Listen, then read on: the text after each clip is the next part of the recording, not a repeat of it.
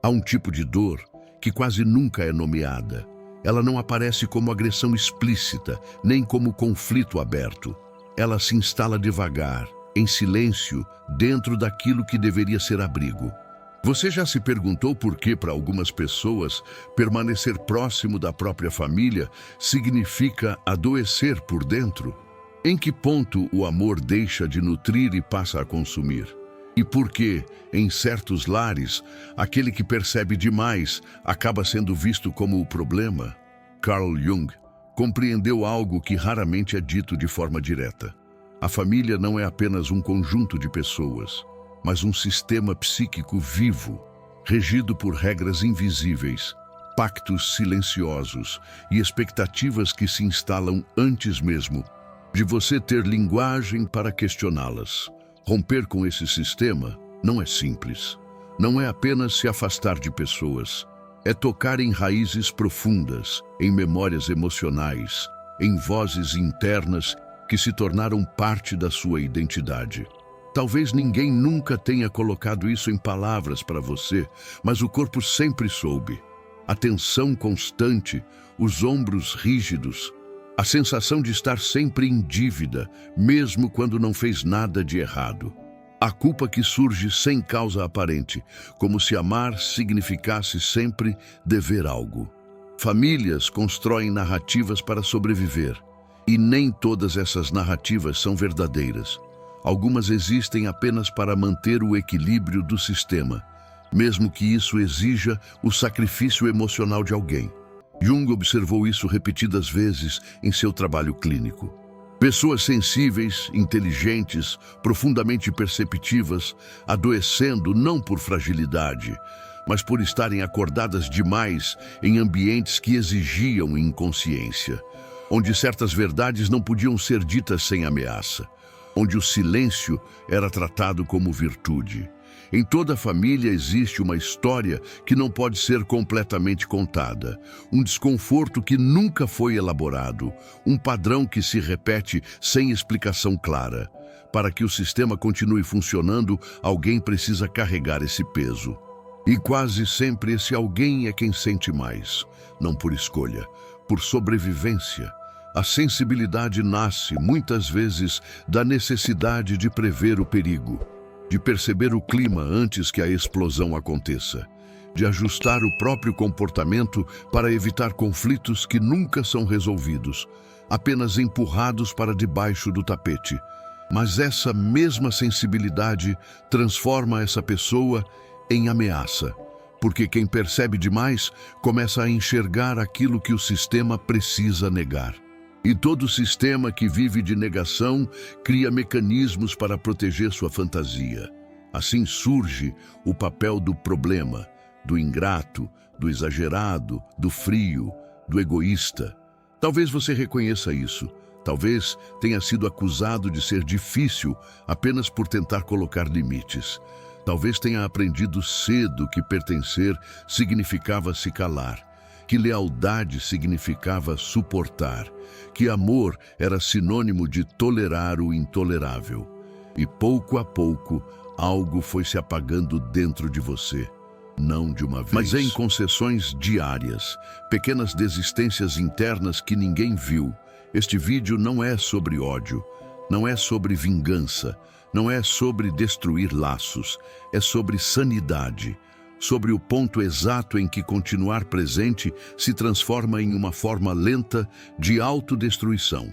Jung chamava esse movimento de individuação, o momento em que a psique exige separação para não enlouquecer. E às vezes, essa separação dói mais do que qualquer abandono externo, porque ela exige que você abra mão de uma fantasia muito antiga, a de que, se tentar mais um pouco, tudo vai finalmente melhorar. Respire fundo agora. Nada aqui é acusação. É um sussurro de lucidez.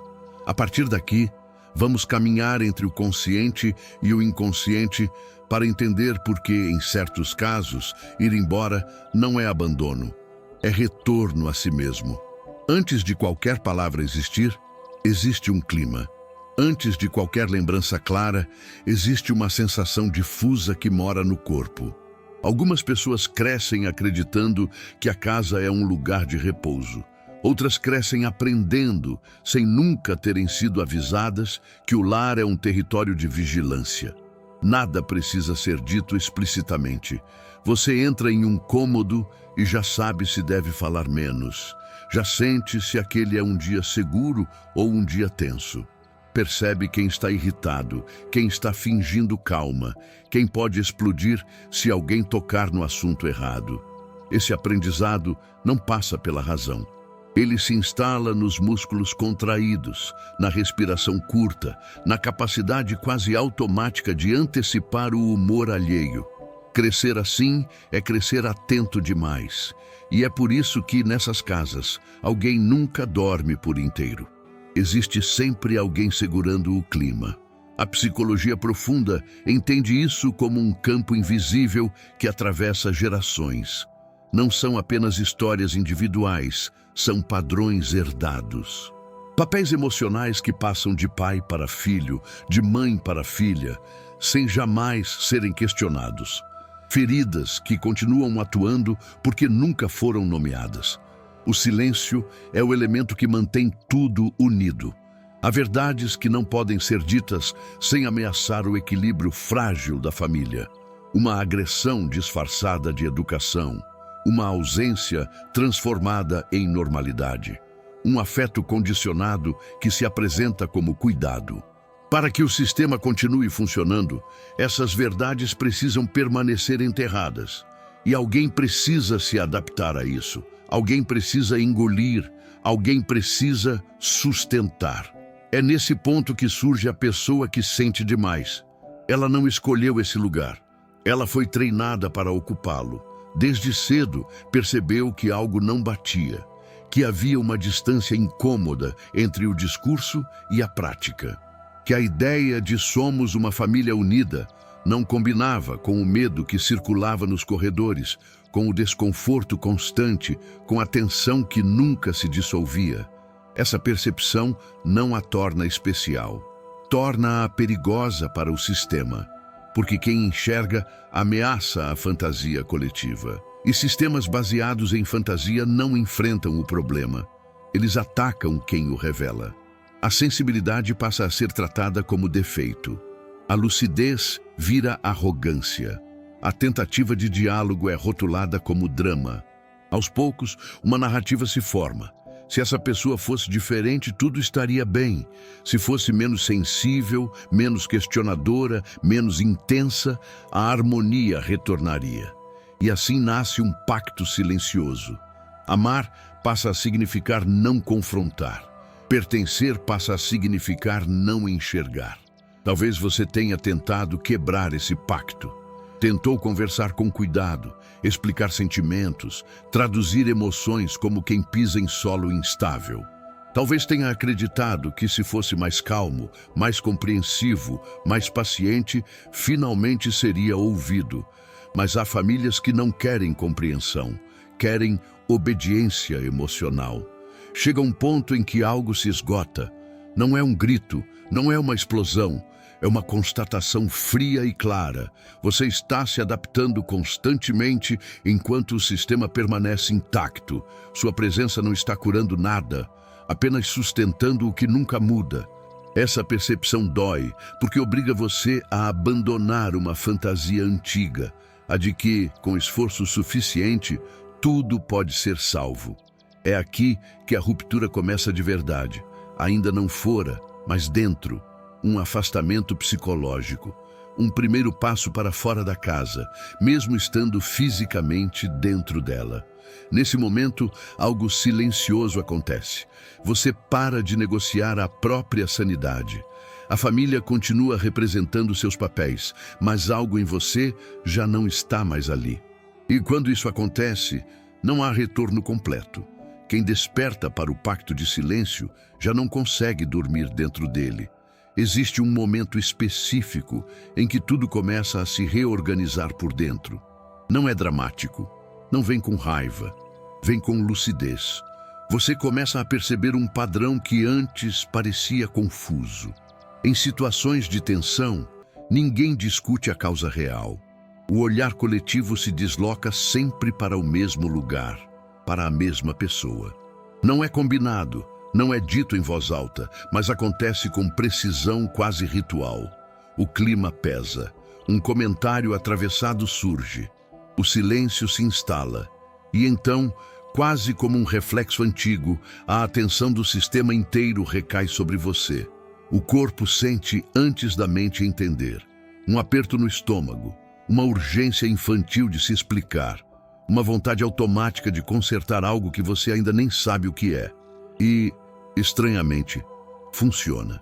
Quando você se retrai, quando assume a culpa, quando aceita o peso, o ambiente relaxa. As conversas retomam, as risadas reaparecem, a família respira. Você, não. Com o tempo, algo perturbador se revela. A sua dor tem função. Enquanto você permanece confuso, culpado, tentando se ajustar, o resto não precisa olhar para si. Você se torna o ponto de descarga emocional, o lugar onde aquilo que não pode circular livremente encontra um corpo possível. A psicologia profunda chama isso de projeção da sombra. Aquilo que o grupo não consegue reconhecer em si mesmo, raiva, frustração, ressentimento, violência emocional, precisa ser colocado em alguém, não para ser resolvido, mas para ser contido. E o sistema não escolhe o mais fraco, escolhe o mais capaz de suportar. Quem sente, quem tenta entender, quem ainda acredita que pode salvar algo. Você tenta melhorar, ajusta o tom, escolhe palavras, aprende a falar com cuidado excessivo, controla reações, engole incômodos, mas quanto mais tenta, mais se perde, porque o papel que você ocupa não é temporário, ele é estrutural. Não importa o quanto você evolua, o sistema precisa que você continue sendo o problema.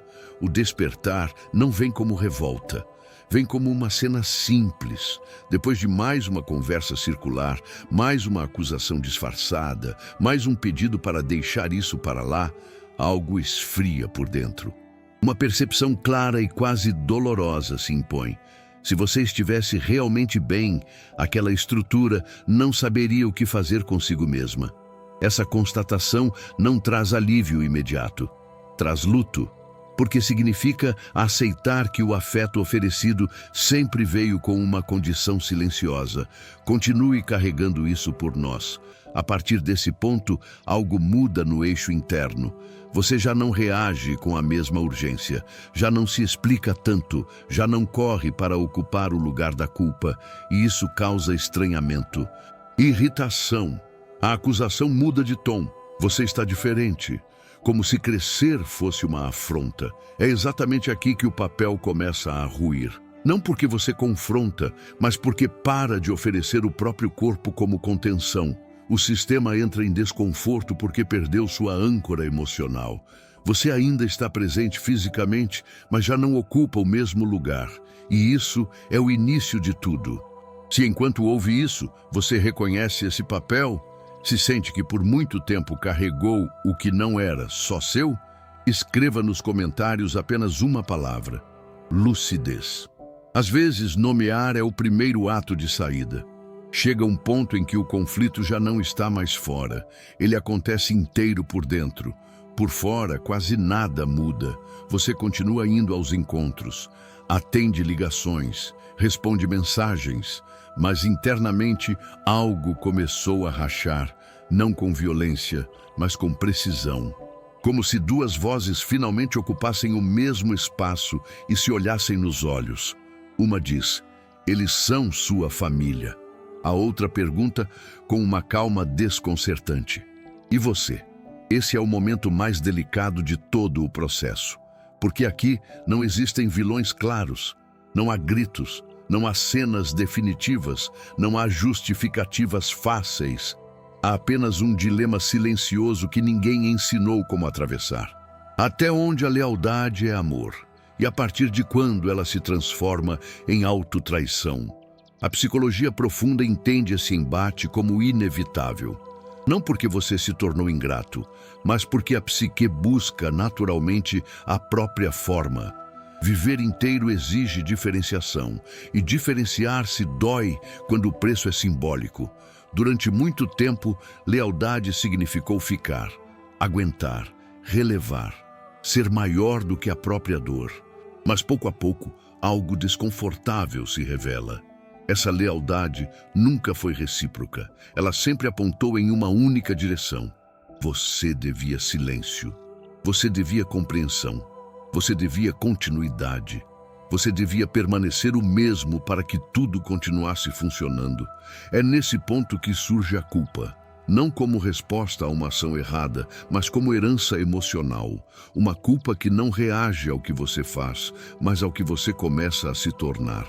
Você se sente culpado não por ferir alguém, mas por se diferenciar, por pensar diferente, por não repetir o roteiro que sustentou o sistema por décadas.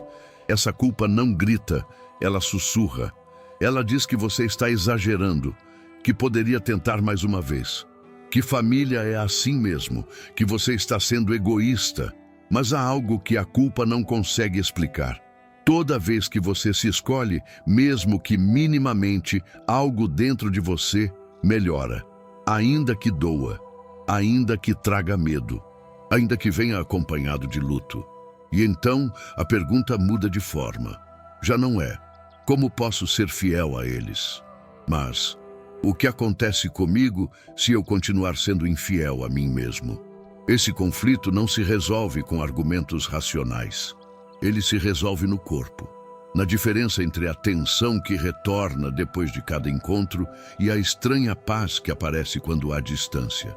Na percepção de que grande parte da sua identidade foi construída em reação às expectativas alheias. Individuar-se nesse contexto não é romper imediatamente.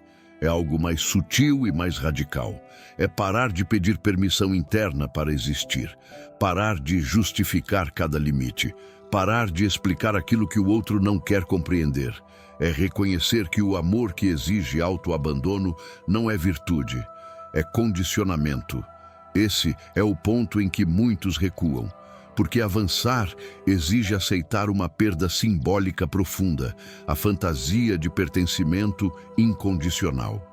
Aceitar que talvez você nunca seja visto por quem precisava te ver primeiro. E isso dói mais do que qualquer acusação explícita. Mas há uma verdade que se impõe com o tempo. Não há como salvar a própria vida mantendo-a presa a uma lealdade que a consome.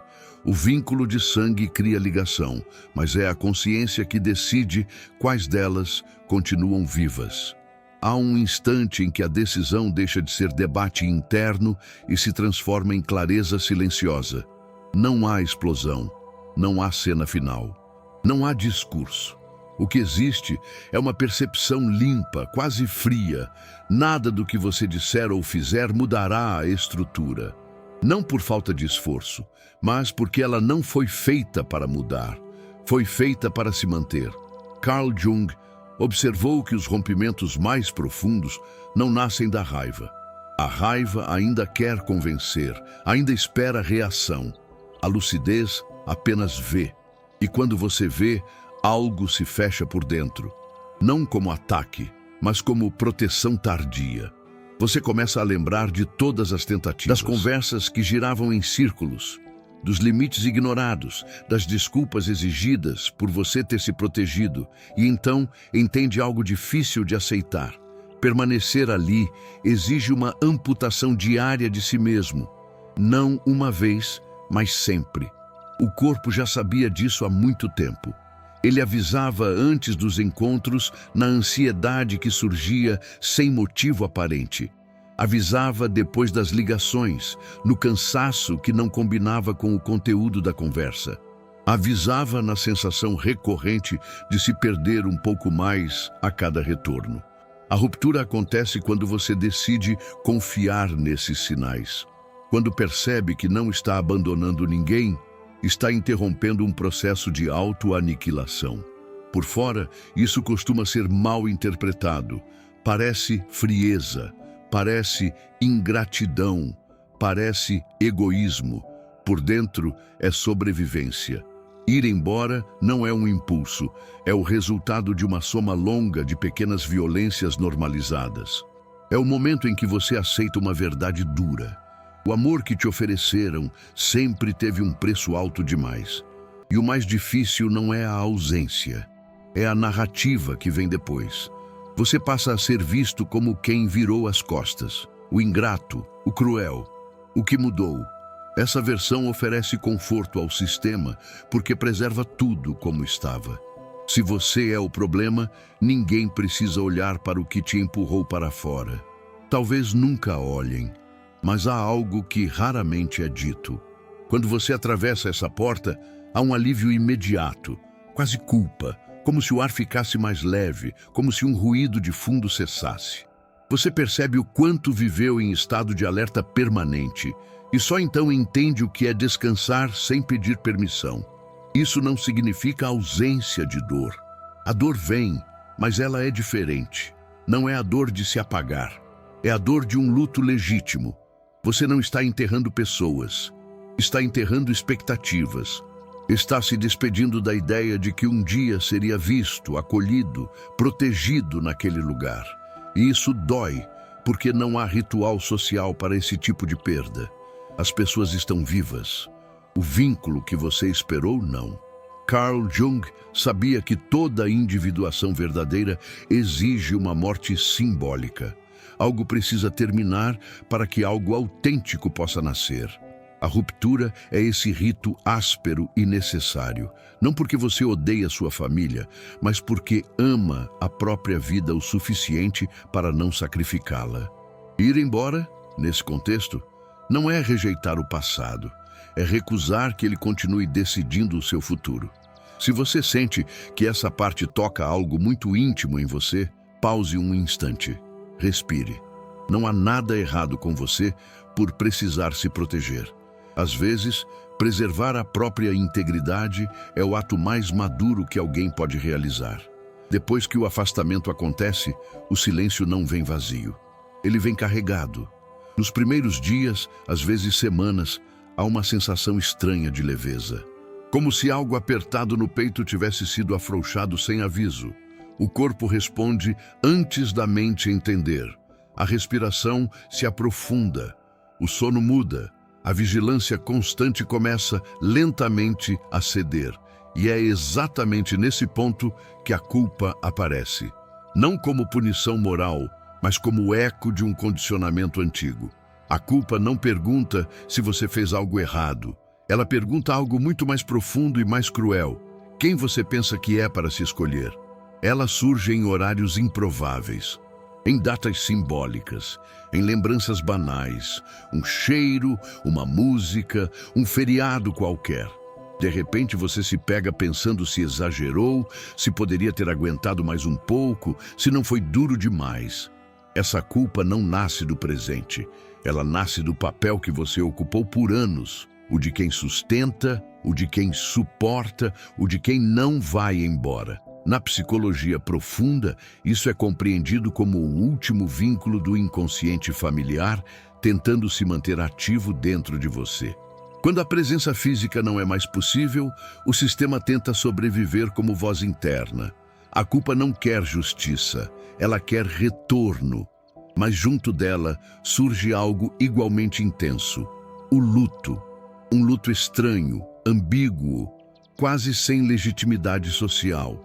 Porque você não está chorando apenas pessoas, você está chorando possibilidades, a mãe que nunca foi, o pai que poderia ter sido, a família que existiu mais como promessa do que como realidade. É um luto sem corpo, sem enterro, sem ritual. As pessoas estão vivas, mas aquilo que você esperou delas, não. Isso confunde profundamente, porque a sociedade não reconhece esse tipo de perda. Não há condolências, há julgamento, há frases prontas, há o "mas é sua família", como se isso encerrasse qualquer conversa. E ainda assim, algo começa a nascer nesse espaço. Sem o ruído constante da adaptação, você começa a ouvir a própria voz. Não de forma clara no início. Ela vem tímida, fragmentada, gostos que você nunca pôde explorar. Opiniões que não precisaram ser suavizadas. Limites que não geram punição imediata. Você começa a descobrir quem é quando não está reagindo a ninguém. Isso assusta, porque ser livre também exige responsabilidade. Sem o sistema para agradar ou confrontar, você passa a responder pela própria vida. Não há mais um roteiro pronto. Há espaço, e espaço pode ser vertiginoso. Com o tempo, novas relações começam a surgir, não baseadas em obrigação, mas em escolha. Pessoas que não exigem que você diminua para caber, que não confundem amor com controle. Isso não apaga a dor antiga, mas a reorganiza. Você aprende pouco a pouco que vínculo saudável não exige o sacrifício constante do eu. O passado não desaparece, mas perde o poder de comando. Você ainda sente saudade às vezes, não do que foi, mas do que nunca existiu. E isso não invalida a decisão.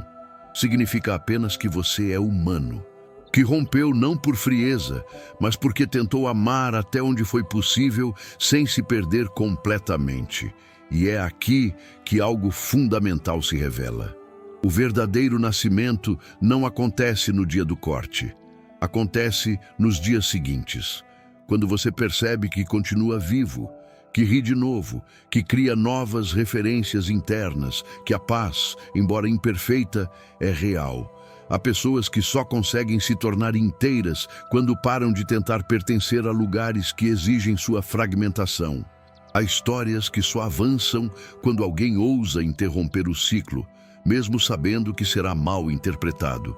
Se você chegou até aqui, talvez seja porque algo dentro de você já compreendeu isso em silêncio.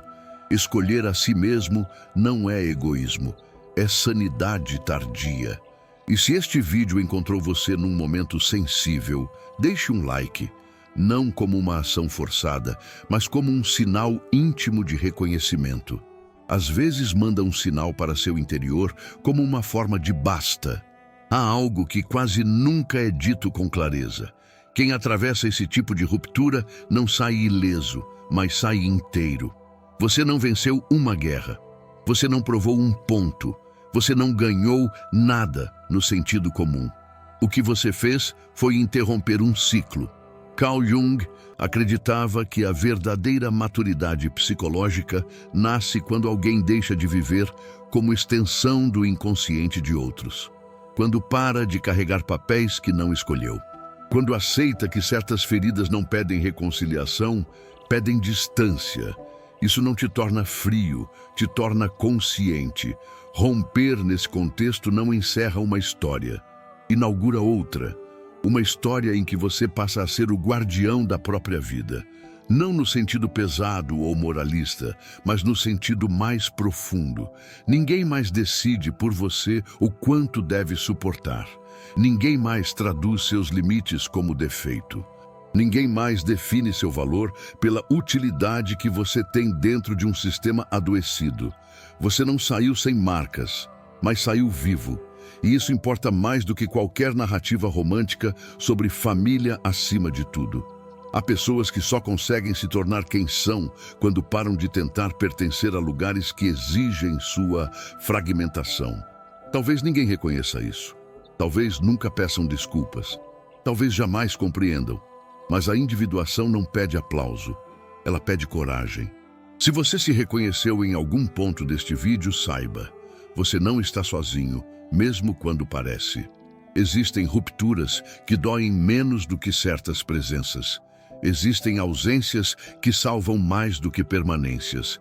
E se tudo isso reverberou em você, não como resposta pronta, mas como pergunta viva, deixe um like. Não para o algoritmo, mas como um sinal silencioso de eu vi. Se sentir vontade, comente. Não precisa se explicar. Às vezes, uma palavra basta. E se ainda não se inscreveu no canal, faça isso agora. Aqui não prometemos conforto fácil, prometemos honestidade até onde dói e lucidez até onde liberta. Os próximos vídeos que aparecem na tela talvez não tragam respostas diretas, mas podem tocar exatamente na pergunta que você ainda não teve coragem de formular. A gente se encontra por aí, no intervalo entre a consciência e o silêncio.